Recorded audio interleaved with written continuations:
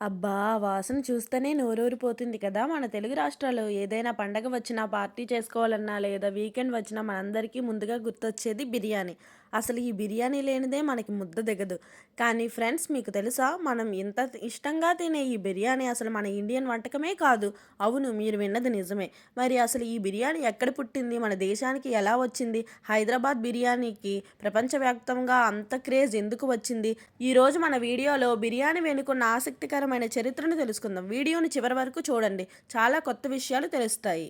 నిజానికి బిర్యానీ పుట్టింది పర్షియాలో, అంటే ఇప్పటి ఇరాన్ దేశం అన్నమాట. పర్షియన్ భాషలో బిరింజ్ అంటే బియ్యం అని, బిరియన్ అంటే నెయ్యిలో వేయించడం అని అర్థం.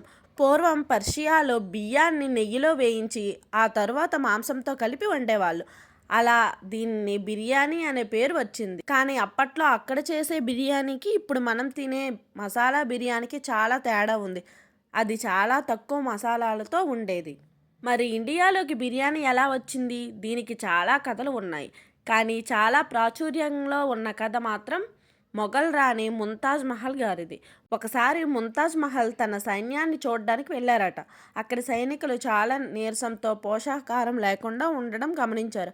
అప్పుడు ఆమె సైనికులకు బలం రావాలి, అలాగే అన్నం, మాంసం ఒకేసారి దొరకాలి అని వంటగాళ్ళకు ఆర్డర్ చేశారట.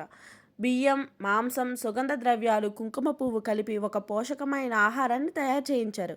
అదే మన బిర్యానీకి అసలైన రూపం అని చెబుతారు. బిర్యానీ ఇండియా అంతా ఉన్న హైదరాబాద్ బిర్యానీకి ఉన్న క్రేజ్ వేరు. దీనికి కారణం నిజాం నవాబులు. మొఘల్స్ వంటకాలకు మన తెలంగాణలోని మసాలాలు, పులుసు రుచులు తోడే హైదరాబాదీ దమ్ బిర్యానీ పుట్టింది. ముఖ్యంగా ఇందులో రెండు రకాలు ఉన్నాయి. ఒకటి కచ్చి యఖ్ని, అంటే పచ్చి మాంసాన్ని, మసాలాలను, పెరుగును కలిపి దానిపై సగం ఉడకిన బియ్యాన్ని వేసి దమ్ చేస్తారు. దీనివల్ల మాంసం రుచి బియ్యానికి అద్భుతంగా పడుతుంది. రెండవది పక్కీ యఖ్ని. ఇందులో మాంసాన్ని ముందే ఉడికించి తర్వాత బియ్యంలో కలిపి దమ్ చేస్తారు. ఈ దమ్ ప్రాసెస్ వల్లే మన బిర్యానీకి ఆ అద్భుతమైన వాసన వస్తుంది. కేవలం హైదరాబాదే కాదు, మన దేశంలో ఒక్కో ప్రాంతానికి ఒక్కొక్క రకమైన బిర్యానీ ఫేమస్. లక్నోవీ బిర్యానీ, ఇది చాలా స్మూత్గా తక్కువ మసాలాతో ఉంటుంది. కోల్కతా బిర్యానీ, ఇందులో స్పెషల్ ఏంటంటే మాంసంతో పాటు బంగాళదుంప కూడా వేస్తారు. అంబూర్ బిర్యానీ, తమిళనాడులో ఫేమస్. ఇందులో జీరా సాంబార్ రైస్ వాడతారు. ఇవే కాకుండా మన దగ్గర దొరికే ఉలవచారు బిర్యానీ, ఆవకాయ బిర్యానీ, పాట్ బిర్యానీ, అబ్బో లిస్ట్ చాలా పెద్దదే. ఏది ఏమైనా పర్షియాలో పుట్టిన మొఘల్స్ తెచ్చిన బిర్యానీ మాత్రం ఇప్పుడు మన ఎమోషన్, మన అందరి బాధలో తోడుండే బెస్ట్ ఫుడ్.